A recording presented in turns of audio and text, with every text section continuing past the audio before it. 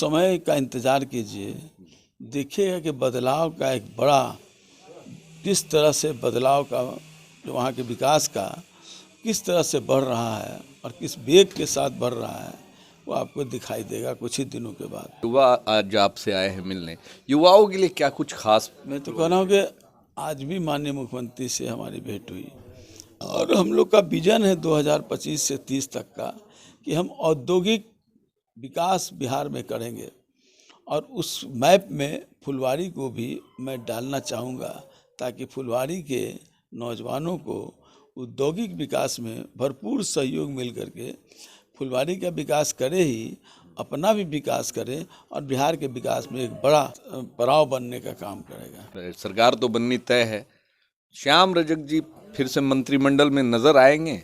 ये माननीय मुख्यमंत्री जी की भूमिका है। माननीय मुख्यमंत्री जी किसे मंत्री बनाते हैं किसे नहीं मंत्री बनाते हैं ये उनके ऊपर है। मेरा कर्तव्य है जो उनका विजन है उस पर काम करना। अच्छा नहीं है सर? ये तो कह रहा हूँ कि मंत्री परिषद बनाने का काम माननीय मुख्यमंत्री जी के ऊपर है। फुलवारी के लोग जो मालिक हैं उन्होंने मुझे सेवक के रूप में चुनने का काम किया है और मैं जहाँ तक आपसे कहना चाहता हूँ, आश्वस्त करना चाहता हूँ अपने मालिकों को कि आपने जिस दृष्टि से हमें बनाया है, हमें अपना सेवक चुनने का काम किया है, हम पूरी तन्मयता के साथ आपकी इतनी सेवा करेंगे कि आपका सुख और दुख सभी में सहभागी बनने का काम और हर जगह अपने को स्थापित रखने का काम, उपस्थित रहने का काम श्याम रजक करेगा।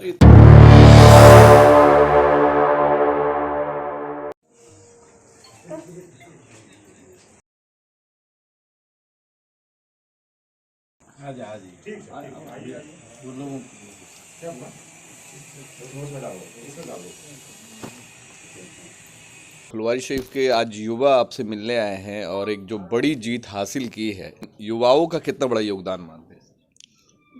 फुलवारी विधानसभा के तमाम युवा फुलवारी की बदलाव चाहते थे और उस बदलाव करा करके अपने ही विकास के लिए नहीं बल्कि फुलवारी के विकास के लिए और बिहार के विकास में फुलवारी के युवाओं की भूमिका हो, इस कामना के साथ उन्होंने अपना साथी हमदर्द श्याम रजक को सेवक के रूप में चुनने का काम किया है। फुलवारी शरीफ जो काफ़ी सालों से जो वहाँ के लोग अब बहुत कुछ चाहते हैं कि फुलवारी में जो श्याम रजक जी ने डेवलपमेंट किया था जो रुक गया है, अब उस पर उम्मीद है कि श्याम रजक जी खड़े उतरे। कुछ समय का इंतज़ार कीजिए, देखिएगा कि बदलाव का एक बड़ा किस तरह से बदलाव का जो वहाँ के विकास का किस तरह से बढ़ रहा है और किस वेग के साथ बढ़ रहा है वो आपको दिखाई देगा कुछ ही दिनों के बाद।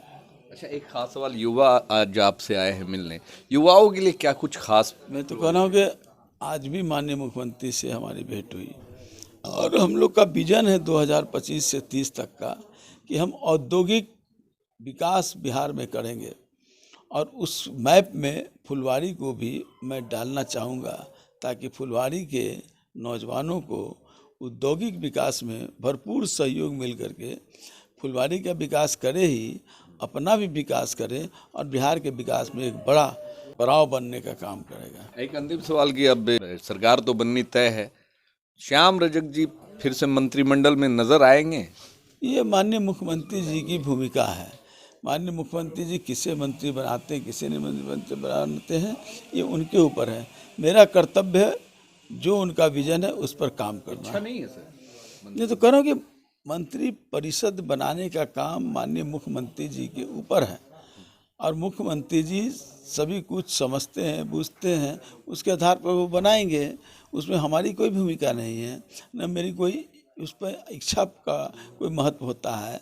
महत्व है कि बिहार के विकास में जो नीतीश कुमार जी का विजन है उस विजन को हम कितना आगे तक बढ़ा पाए और उस मैप में फुलवारी को कितना हम शामिल कर पाते हैं। बड़ी जीत ने फुलवारी शरीफ के लोगों का, देखिए फुलवारी के लोग जो मालिक हैं उन्होंने मुझे सेवक के रूप में चुनने का काम किया है और मैं जहाँ तक आपसे कहना चाहता हूँ, आश्वस्त करना चाहता हूँ अपने मालिकों को कि आपने जिस दृष्टि से हमें बनाया है, हमें अपना सेवक चुनने का काम किया है, हम पूरी तन्मयता के साथ आपकी इतनी सेवा करेंगे कि आपका सुख और दुख सभी में सहभागी बनने का काम और हर जगह अपने को स्थापित रखने का काम, उपस्थित रहने का काम श्याम रजक करेगा। इतनी बड़ी प्रचंड जीत जो है विरोधी और खासकर जो आपके विपक्ष के लोग पचा नहीं